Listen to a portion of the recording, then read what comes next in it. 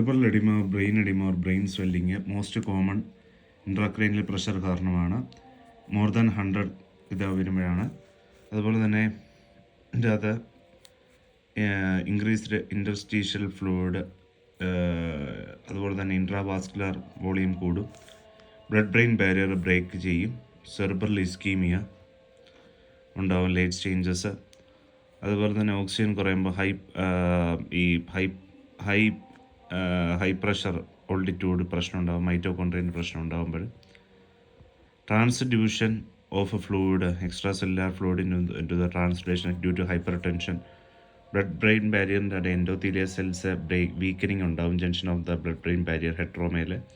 അതുപോലെ തന്നെ ഈ ഗ്ലയോമ, ക്യാൻസർ ഒക്കെ ഉള്ള വാസ്കുലർ എൻഡോത്തീലിയൽ ഗ്രോത്ത് ഫാക്ടർ കാരണമാണ്. ഇതിൻ്റെ അകത്തെ ഈ ഒരു ഓട്ടോപ്സി ഫൈൻഡിങ് എന്ന് പറഞ്ഞാൽ സോഫ്റ്റ് ആയിരിക്കും, എൻലാർജ്ഡ് ആയിരിക്കും. വാസ്കുലർ എഡിമയിൻ്റെ അകത്ത് കട്ട് സെക്ഷനിലാണെങ്കിൽ watery cut surface outside the cells. This is vascular oedema. Next is cytotoxic oedema, that is sodium potassium പമ്പിൻ്റെ ഗ്ലയൽ സെൽ മെംബ്രെയിൻ്റെ ഇത് കാരണം ബ്ലഡ് ബ്രെയിൻ ബാരിയർ ഇൻടാക്റ്റ് ആണ്. ഇൻക്രീസ് ഇൻട്രാസെല്ലുലാർ ഫ്ലൂയിഡ്, ഹാർട്ട് ഫെയിലിയറോ ഹൈപ്പോതെർമിയോ ഇസ്കീമിയോ pseudo tumour, cerebral Reye's syndrome. ഇത് glial cells സോളനായിരിക്കും, എഡിമ ഉണ്ടാവും, എൻലാർജ്ഡ് ആയിരിക്കും. ഓട്ടോപ്സിയിൽ watery cut surface firm but soft. ഇതിനകത്ത് ഇൻട്രാസെല്ലുലാർ സോഡിയം വാട്ടറും ഒക്കെ അക്യുമുലേറ്റ് ചെയ്യും. അടുത്തത് ഓസ്മോട്ടിക് ഇത് നോർമലി ഓസ്മോളാലിറ്റി പ്ലാസ്മയെക്കാട്ടി കുറവാണ്. ഇവിടെയും ബ്ലഡ് ബ്രെയിൻ ബാരിയർ ഇൻടാക്റ്റ് ആയിരിക്കും. ഇവിടെ ഓസ്മോളാലിറ്റി കൂടുതലായിരിക്കും പ്ലാസ്മയെക്കാട്ടി. ഒരുപാട് വാട്ടർ ഇൻടേക്ക്, അതുപോലെ തന്നെ low sodium, haemodialysis, syndrome of inappropriate antidiuretic ഹോർമോണിൻ്റെ ഒക്കെ പ്രശ്നം കാരണം. അടുത്ത ഇൻറ്റർസ്റ്റീഷ്യൽ ഫ്ലൂയിഡ്, ഇവിടെ ഒബ്സ്ട്രക്റ്റീവ് ഹൈഡ്രോകെഫാലസിൻ്റെ എക്സ്ട്രാ സെല്ലുലാർ ഫ്ലൂയിഡ് അക്യുമുലേറ്റ് ചെയ്യുന്ന അവസ്ഥയാണ്.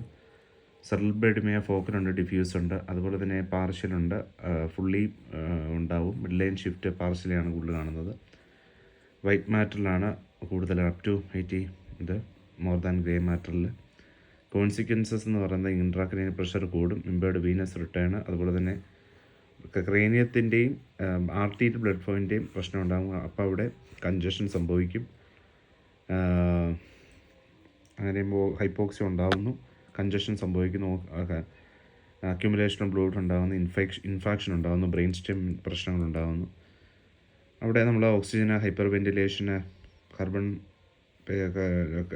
ഡയോക്സൈഡ് കുറയും, അതുപോലെ തന്നെ കൺസ്ട്രക്ഷൻ ഓഫ് ആർട്ടീരിയോൾസ് കുറയും. അങ്ങനെ ബ്രെയിൻ വോളിയം ട്രാൻസ്ലേഷൻ ഉണ്ടാകും.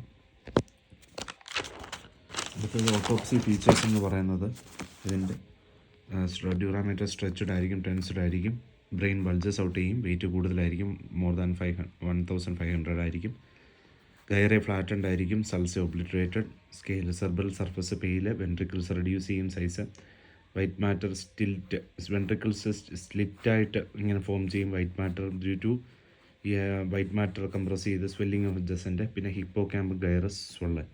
Thank you.